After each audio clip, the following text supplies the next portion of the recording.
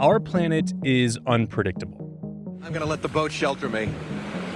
So this is really the big concern in a storm, right? The wind and the waves and flooding. Even though we are under mandatory evacuation orders, there are a lot of people. We even heard that there's about 20 residents at a nearby mobile home park. So obviously first responders very, very concerned. We did see Daytona Beach Shores police officers taping this up. They say that they had just finished evacuating everyone from this building. The Environmental Protection Agency points toward human-induced climate change as a contributor to the volatile patterns. Last year saw an unprecedented and historic amount of severe weather, from wildfires out west to catastrophic hurricanes right in our own backyard. KPRC 2's meteorologist Justin Singleton. Now, for many, climate change is a polarizing topic. Yeah, I'll tell you what, Lauren and Keith, we're watching this very carefully here as the new administration's taking over. We've got new policies as well. It's something that a lot of scientists, including all of us here at the KPRC Channel 2 Weather Team, are going to be watching very closely. But for scientists, it simply isn't.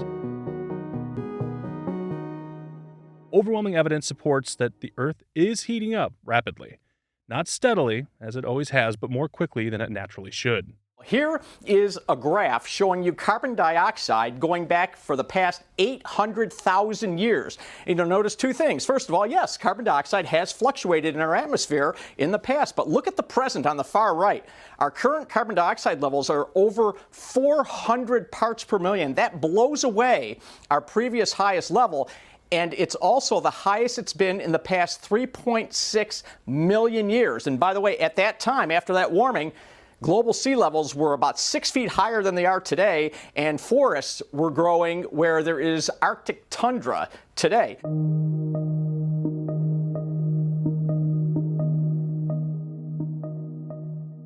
Welcome to the Solutionaries Podcast. I'm Jeremy Allen. Our show is devoted to shining light on the dark by way of uncovering and sharing solutions to some of our biggest problems. Over the years, not unlike trends we've seen elsewhere in politics, polarization has enhanced. If we look back in time, back into the 1980s, it was not really that divisive of an issue at all. So one great example is the Montreal Protocol in the 1980s, where the whole world unified around this cause. So this was to address the ozone hole, created a policy, and now we're seeing the benefits of that today with the ozone hole recovering. But now, thanks to an increasingly polarized public, climate change can be controversial even to discuss. Today we're talking about the climate crisis. Now, let's chat all about that elephant sitting in this imaginary audio space. This topic is heavily politicized. We understand that many have opinions about our climate and how we as humans can actually affect it. But our reporting is based on science and the experts looking to slow a big change too big for any one person to wrap their head around. Now, this topic, it's huge. So we actually expanded our coverage, our team, to all of our markets across the country for the first time. And a lot goes into that. We had to get schedules coordinated, coordinate time to meet, rethink our storytelling. A lot. There's a whole bunch of things that go on behind the scenes. But the great news is solutions were uncovered. Lots of them. So a big thing that we can do is increase the green spaces like here at Raleigh Court Park, and we can plant trees downtown. We can whitewash the asphalt. We can change the roofing on some of these buildings, make it white, make it green, things like that. Certain parts of the city can be 15 degrees cooler versus some of these other vulnerable parts because they don't have that tree coverage. Well, some of those trees have been here for like 100+ years. There are these huge oak trees that are providing that temperature difference. And when we protect the shoreline, we protect tourism, we protect housing.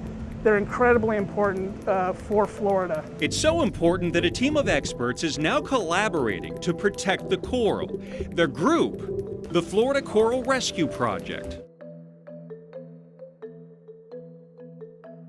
To pull back the curtain a bit on the production, It was my first time meeting people across the country, all of our stations, and visiting cities that I've never been to, like Roanoke. I want to take you over here to the snow because we're talking about urban heat mapping, but really this encompasses all seasons. And this is a great depiction of how asphalt versus park space or green space. So talk to me about the difference we're seeing here. I worked closely with Solutionaries correspondent Jenna Zibton while in Roanoke. Her story was focused on identifying the hotspots in the city in Roanoke and the green solutions created to slow the issue. Does somebody live in that house? Okay. So what this is there's a program. That voice you hear, that's Nell Boyle. She was in charge of coordinating sustainability initiatives for the city of Roanoke. She's since retired. But Green and Healthy Homes goes a little bit further, and what we do is we try and leverage different free services that would be available to low-income homeowners, and then try to put those into a pipeline so they get all the services they can at one time. And so what has been done to this house to make it more climate friendly? I believe it started as a lead safe project, and then they came in and did the windows and repainted and got rid of all the lead.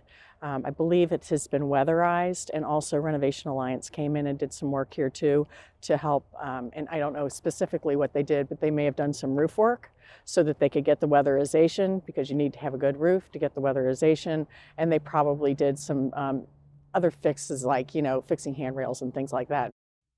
This piece that you're hearing was produced back in early 2022. Now, Jenna and I regularly check in. We talk about what's coming up in Solutionaries, what's going to be reported on, how we can make things better, all kinds of things just to make Solutionaries as good as possible. But during those check-ins, we never have taken the time to unpack that very first story. Now, I'm in Detroit. Jenna's obviously in Roanoke, Virginia. So when we talk, it's on a call like this. Hey, Jenna. And this time we're discussing the process of putting that first story together. Full transparency, you haven't covered a ton of stories about the climate, right? Correct. So you're starting a new project, this big, huge project. Corporate's involved. Oh my gosh. It's solutions-based, which is a new idea for many. And now you're tackling one of the biggest issues we all face, one that you probably aren't super comfortable covering. So what is your mindset when all of this is dropped on your lap? Well, I am a researcher by nature. So I put together everything I could find for the topic that we've covered. And our meteorologists have been great. They have been covering the topic for several years because Roanoke was in the middle of this big project to study how urban heat islands were affecting our city. And so I went to them, I got some information, I did my own research, I talked to people. And then, as you know, I put together a giant, I don't even know how many pages it was. It was a lot, maybe 20-page document of research, just so that I knew more about the topic than that I even needed to going into it. I can say this now knowing Jenna. At the time I didn't know Jenna, but I can say this now that this is 100% all Jenna. This is like Jenna to a T in my brain, is like, here, Jenna, here's this thing. And then within like a half hour, Jenna knows more about it than anybody because she's done more research than anybody. All of this studying goes on. You try to figure out how maybe to apply these thoughts to your general area. So where does that lead you to? What's your story about? So urban heat islands, it's a fancy term for where it's the hottest in a city. And so they're an issue everywhere. And the bigger the city, potentially the bigger the problem, especially if they haven't done anything to fix it. So Roanoke's about 100,000 people, and they've been studying it now for a few years. So they have made some improvements, but there are parts of Roanoke that are full of concrete. They have no green spaces. They have no trees. It's abandoned businesses, houses that are 100 years old, pavement that is, not the newest pavement. And that's where it can be 15 degrees warmer than nearby areas. And those nearby areas are places with lots of green space, lots of trees, businesses that may have taken it upon themselves to make their spaces more environmentally friendly. And the reason we're talking about this is because higher temperatures can cause stronger storms, flash flooding, breathing problems, heat exhaustion, and strokes. So cities really have been working to find where the temperatures are the highest, so then they can add solutions, and adding things like green roofs. We haven't mentioned that one. And those are places where instead of pavement, they'll add plants.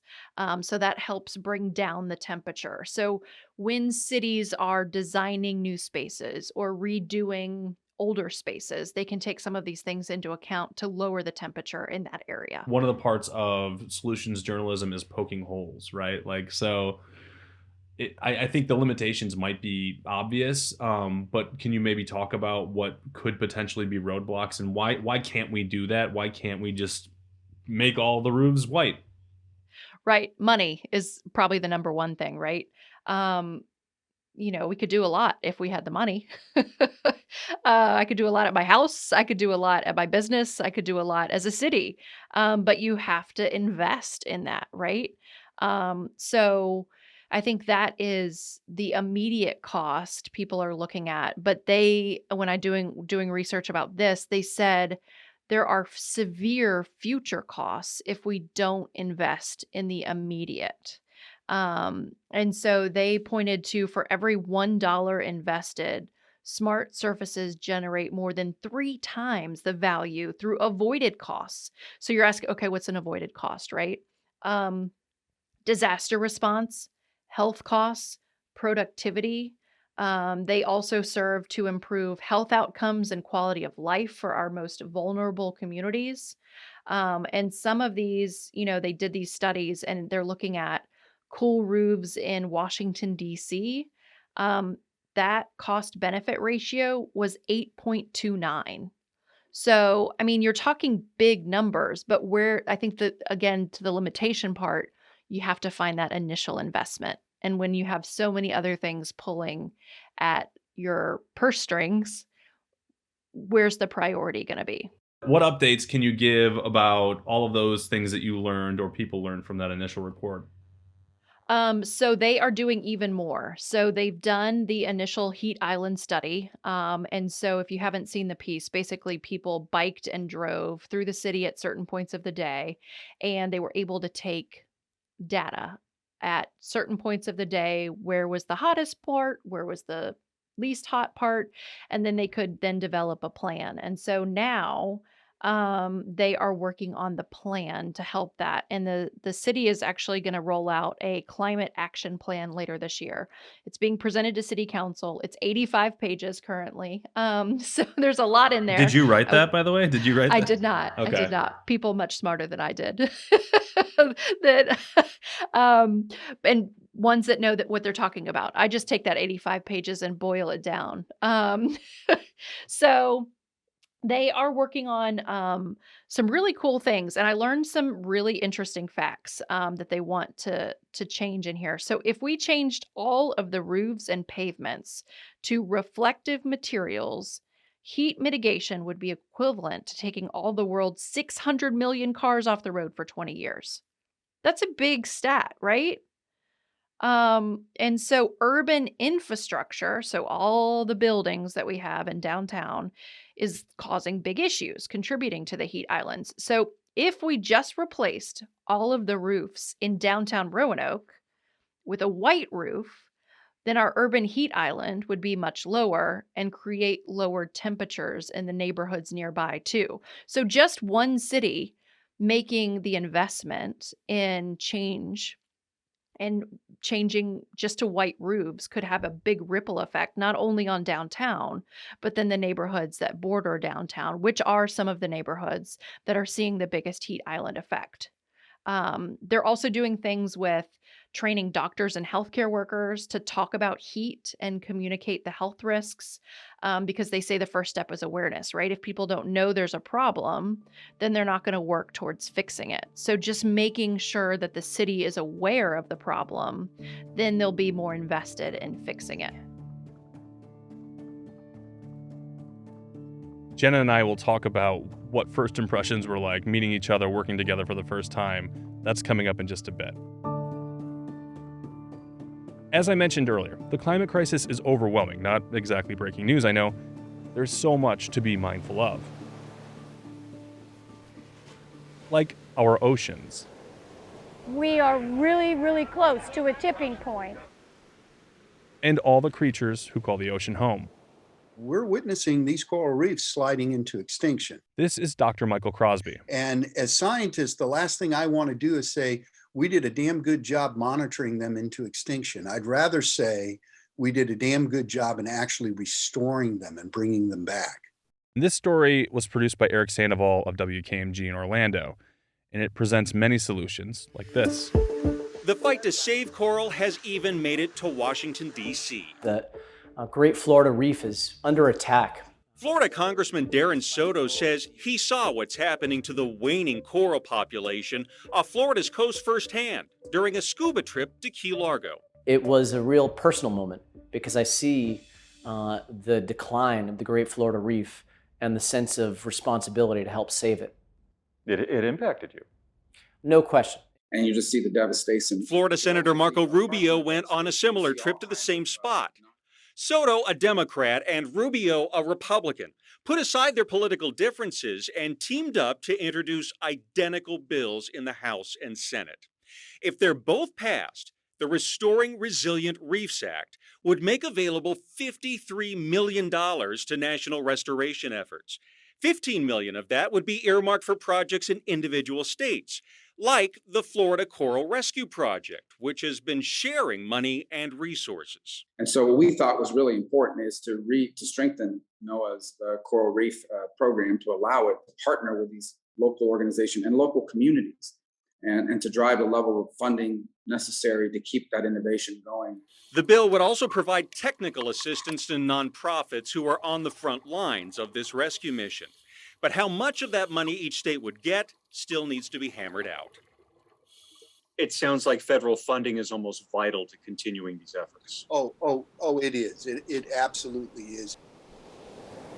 Our crew in Jacksonville found an awesome solution for replenishing the reef system, one that intrigued many on our staff. Lauren Verno has that report. Eternal Reefs was started with the concept of trying to find a way to help preserve the ocean and the ocean environment for future generations, and at the same time find a memorialization opportunity. Eternal Reef CEO George Frankel explains, instead of a loved one being buried in a plot or put in an urn, these concrete structures are mixed with loved ones' ashes, becoming an eternal reef. The reefs range in price from almost $4,000 to $7,500, and to date, 3,000 of these eternal reefs have been placed in 30 locations around the country. How do you measure the success of a reef ball after you've put it out there? And how successful have you been? In the right water conditions, we will see visible growth in as little as 6 weeks. So we know the contribution is there to begin with. Have your ashes become part of a solution. Pretty cool if you ask me. It's quiet, it's clean, it's renewable, it lasts, and there's no moving parts. All right, so what makes a house a good candidate for solar? Well, let's launch the drone and let's see what this house looks like from the air. Now, in Houston, Joel Eisenbaum took solar to task to find out if it really is worth the switch. Okay, say I'm sold on this, I'm ready to go solar. What are the costs involved? Solar panels, $20,000 on up to start a starter system for somebody. Batteries could start anywhere from a couple $1,000s all the way up to $50,000, $60,000, $70,000. Microinverters, HOA approval, permitting with the city, permitting with the utility. Do you mind if I ask you how much this deal cost you? It cost almost $60,000. And do you think that's money well spent? I think it is money well spent. I think it'll pay for itself, after we get these panels paid off. We do plan on living here for a long time. So say my solar panels are doing gangbusters. Am I actually getting a check cut to me from the electric company? So depending on the plan that you're on, there are multiple companies that offer a net metering program. Different plans offer different buybacks, if you will. So when I first went solar, my first bill was a negative $45, but then it jumped to a negative $106, negative $194, negative $306. Green Mountain mailed me a check for $142.80. When was the last time the electric company paid you?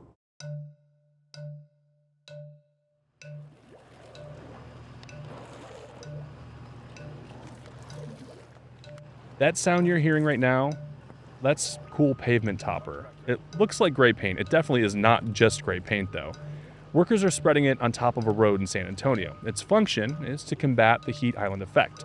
The product is called Guard Top, and here's how it works. Our product goes down on an asphalt surface and reflects about 45% of the sun's rays. And instead of retaining that heat all day, we're reflecting it. We like to kind of describe that it's got the look of a concrete street, and you get a lot of the cooling benefits of a concrete surface without a lot of the cost. This is Dave Colias. He's the sustainability project manager for Guard Top. We're trying to keep that heat from being trapped in. We've got to make that heat escape somewhere. And so it's reflected from that surface and back into the atmosphere. So you are going to experience some of that energy reflected back up. But as opposed to the alternative where you've got all that trapped into that surface and it's just slowly just lingering there throughout the course of the day. But overall, your whole experience is going to be that it's going to be much cooler because that heat isn't lingering in that pavement like it is with a traditional black asphalt. But there have also been some groups pushing to change course and tear up the unused or overpaved places. Detroit, another city with a lot of pavement, is receiving help from small groups like Detroit Future City to turn blacktops into green spaces. In Detroit, we have to grapple with the fact that we have 24 square miles of vacant land across the city, and not all of that is going to be built development. Some of it has to be green space. This is Susan Rusanowskit of Detroit Future City. Those overpaved surfaces really heat up the neighborhoods that have less green space in them, and so depaving is one of the ways that we can help combat that and really fight against those issues that are becoming more prevalent because of climate change.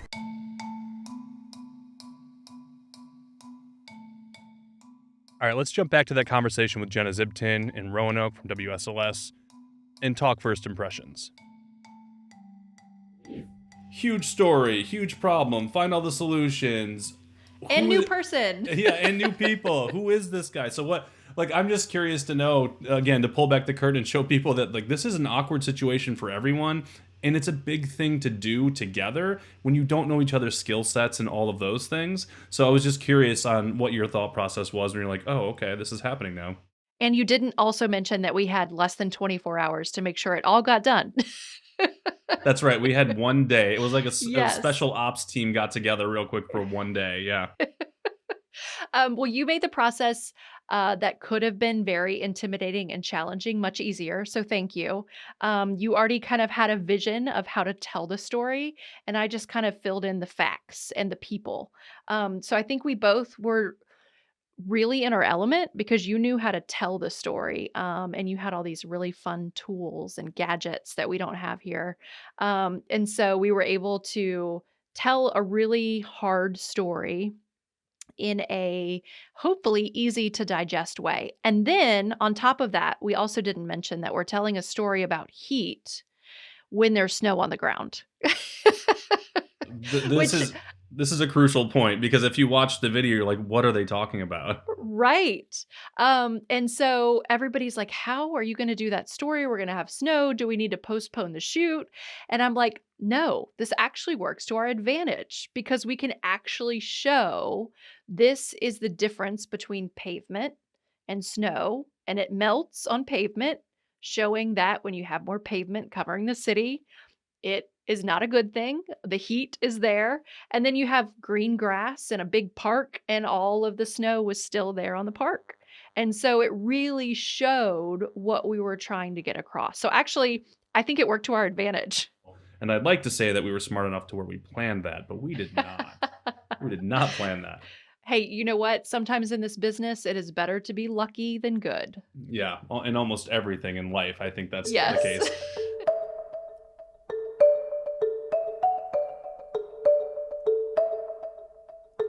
A big thank you to Jenna for taking the time for this discussion and all of the discussions of the past.